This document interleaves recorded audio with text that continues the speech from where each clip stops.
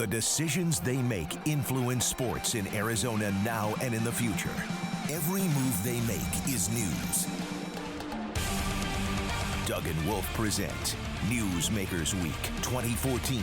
Presented by National Bank of Arizona.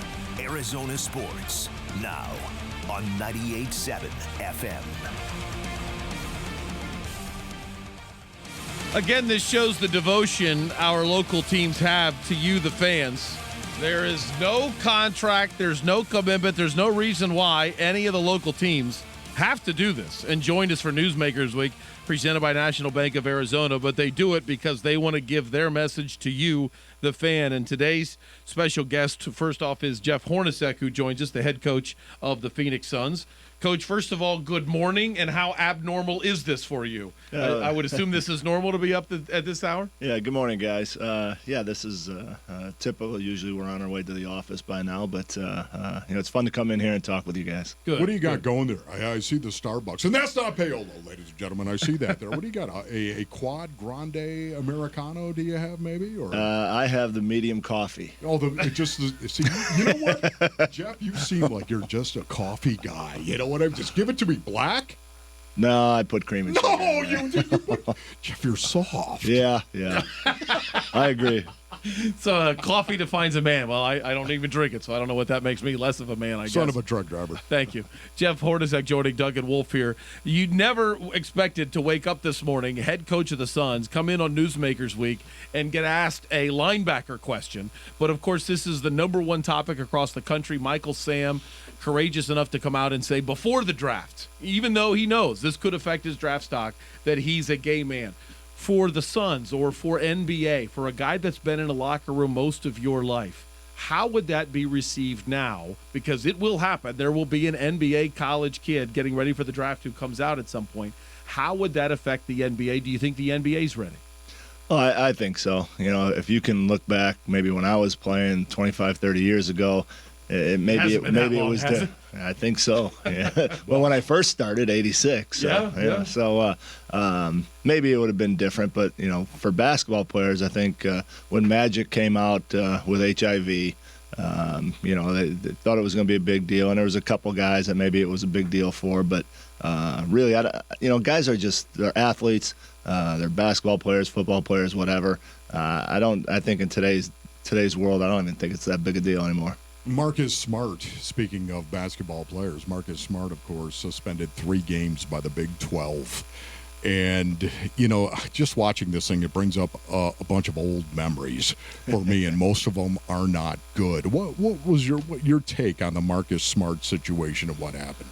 Well, every game you're at, there's people yelling at you, screaming at you, saying bad things. And, you hope you get focused during or just between the lines and you're not paying any attention to that. And for me as a player back in the day, for the most part, once the game started, I never heard the people anyway. You never? Seriously, Jeff? No. You never heard the people? Because it's one of the things that blows my mind about the game of basketball. How close They're they are? so close. Yeah. They're so close to you and so accessible, if you know what I mean. And I'm sure there's a lot of fans that say some foul things to you, right? Yeah, oh, absolutely. But for me playing, but then there's the timeouts, then there's pregame. We had an instance when I was playing in probably my second year in the league in Seattle, and we were just in warm-ups. And prior to the game hadn't even started yet, and there's a guy standing underneath the basket just saying all kind of bad things. And I'm going, really? And again, I was young, probably not that young. But any story that starts with I was young. I told, I used to play a little baseball, so I could throw the ball pretty good. So I told Tim Perry, I said, Tim, go over there, get right in line with the guy. I'm going to throw you a ball, but let it go. Oh, no. So I threw this ball, hit the guy in, Tim lets it go. I hit the guy in the head, and guys on the team are laughing hysterically, and I probably shouldn't have done that, but they can get on your case. We played in Philly, couple weeks ago. And Horny, that is one of the best stories I've ever heard. Especially with the fact that you think that there's no sports center, so it didn't get all over the place. Yeah. So you were able to keep it quiet. It was an accident. Tim didn't catch it. What can I say? Oh my goodness, what were you that's gonna say awesome. about Philadelphia? Well, and then in Philly a couple weeks ago when we played them, there were guys in there yelling and screaming and saying stuff to me, and I'm coaching. So when you're coaching, you're not. I barely heard it, but I heard it a few times. But luckily, when we won, I just turned around and waved to them. So it's a little more calm now. So were Maturity's a were they beautiful still thing, bitter? isn't it? They're probably still bitter about the Barkley trade. Was that Probably. Yeah, Probably. I understand. We'll get into hardcore Suns conversation coming up in just a few minutes, but we have a question from Michael who tweeted in using the hashtag Newsmakers Week, and Michael says, "How much of Cotton's coaching do you use today?" Well, I try to base a lot of it. When I was hired, I said the same thing. I was playing for Cotton. The changes that we were a bad team, had some problems, and then we turned it around pretty quickly. And Cotton, it was the positive. I wish I was probably more like him. I'm probably, I try to do it in terms of letting the guys have fun, letting them play, letting them, kind of make their own decisions for the most part. We'll call plays, but we don't really get on guys. We want them to learn through some mistakes, especially as young as they are. And Cotton was great at that. He told me one time it was a 1-on-4 fast break, and I didn't shoot it because I was a coach's son. I was like, that's a bad shot. And he goes, no, you're not going to get a better shot for the team than an open 17, 18-footer. So shoot it. I said, okay. So, that's what we try to, you see a lot of our guys, we let them take a lot of shots that maybe other coaches wouldn't. But we try to give them the confidence that they can go out there and play, and that's what Cotton did. But why do you have that confidence? I mean, there's rookie head coaches aren't normally the ones that say, "Let my players be who they are." It's usually controlling. Why are you able to be confident enough to say, "Make your mistakes on the floor with a young team"? Maybe because I have some money saved up, and if they fire me, they fire me. I don't know.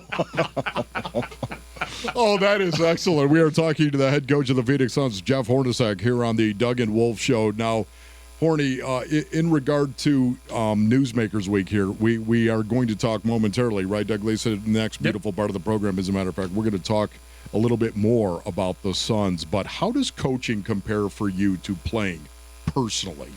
Well, you want to be out there playing. The competition to get out there and make those decisions, to battle against guys. That's the fun part of it. As coach, it's the next best thing. Obviously, at 51, 50 years old, you can't go out there and play. So to watch these guys go out, try to teach them things that we learned over the years, it's fun for us. But there's nothing like playing. Are you the best shooter on the team? I doubt it. I don't know.